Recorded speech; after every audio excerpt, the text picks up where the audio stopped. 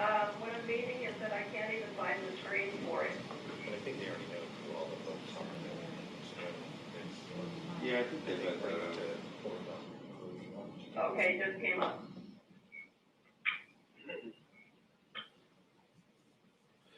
We ready then?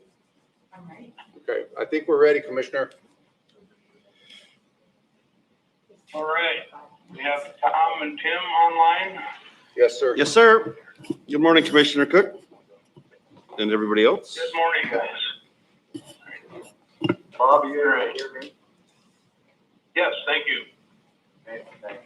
I'm not able to mute on this end for some reason. I'll see if I can figure it out. I think Keith can do it for you if you need, but I think you just did. Yeah. There we go. All right, we are finally open for our preliminary hearing for the budget for 21.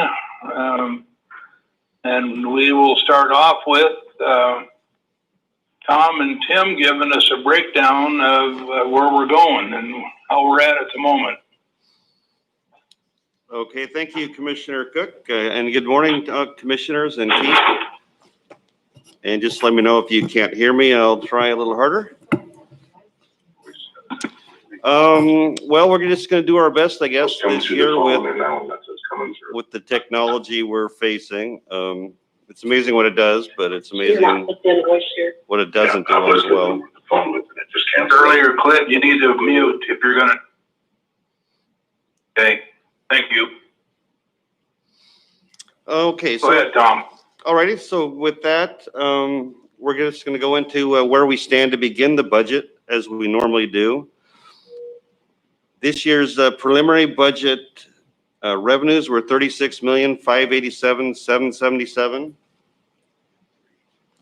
And it's on tab 3 in your binders for the board and others that have a workshop binder. Our expenditures that were baselined over were $37,010,890. And again, to explain the baseline, we take 2020 expenditures and we add costs for like salaries that we anticipate step increases, any other things that the board has already decided. But otherwise, you get the same expenditures as the prior year. And certain expenditures are one-time expenditures, like for small tools and equipment that were approved for this year. We don't roll those over, so those will be 2021 decisions. To start the year, our starting deficit is $423,113. And in comparison, our starting deficit for the 2020 budget was $1,646,864. So it's about $1,200,000 better off to start the budget year than 2020. So that's good news. And a lot of that was our beginning fund balance, which was quite a bit higher than the previous year's budget start. And we also had a revenues over expenditures too. So overall, we're starting in an okay position, but there's still going to be some decisions to be made to get the budget balanced. As far as back with a question. Sure. That's a significant difference in the beginning fund balance. And over the years, we've worked toward trying to make our budgets more accurate and reduce that beginning fund budget or the leftover at the end of each year. Not that it isn't great that we have the money, but the question is, do you have a sense of why that beginning fund balance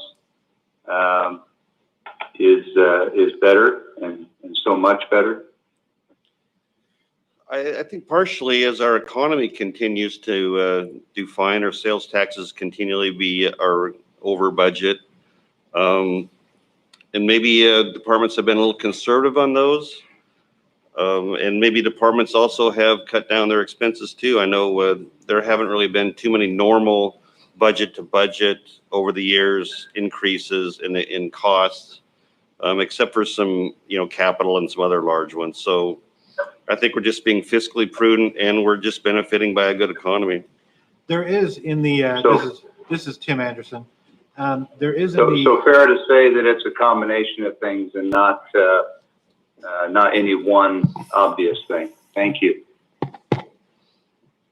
I was going to say, this is Tim Anderson, that another factor that's in the beginning fund balance that we hadn't had, and I think for the first time we did in the 2020 budget, but we started accruing certain things back that we hadn't been before, as recommended by the state auditor's office. There's certain like sales tax that we receive in January and February that we weren't accruing back previously, and now we do. And so that is something that has increased our fund balance as well.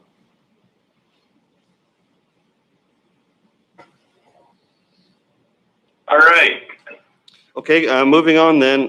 So our beginning fund balance that we're starting with this year is $5,546,388, comparing to $3.26 million last year. So that's a couple million higher.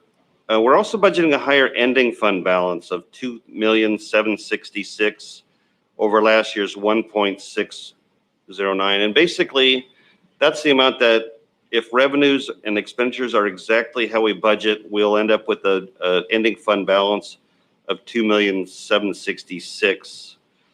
And, you know, it doesn't sound prudent to, you know, budget basically a loss of 2.7 million, but historically we haven't seen that. And there are factors, as discussed before. It might be the economy is better than we anticipated, and it continues to do so.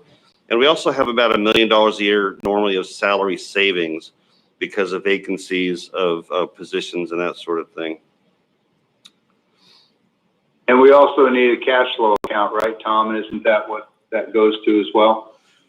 Yes, that's true, Commissioner Peck. For many years, we didn't even budget an ending fund balance. So we sort of have a guaranteed amount to get us to the first tax collection in April. As far as commissioner tax decisions, we in the preliminary budget, we do not have a road shift or road diversion at all. The last 2 years, we've had 1.7 million. So that's a decision the board will have to make if they want to have any sort of road shift, but currently there is none. As well as we don't currently have any the 1% property tax increase for substantial needs. And that's not a 1% tax for each taxpayer, it's just an overall 1% of the total we can collect. So the county citizens would have to share basically a $99,000 increase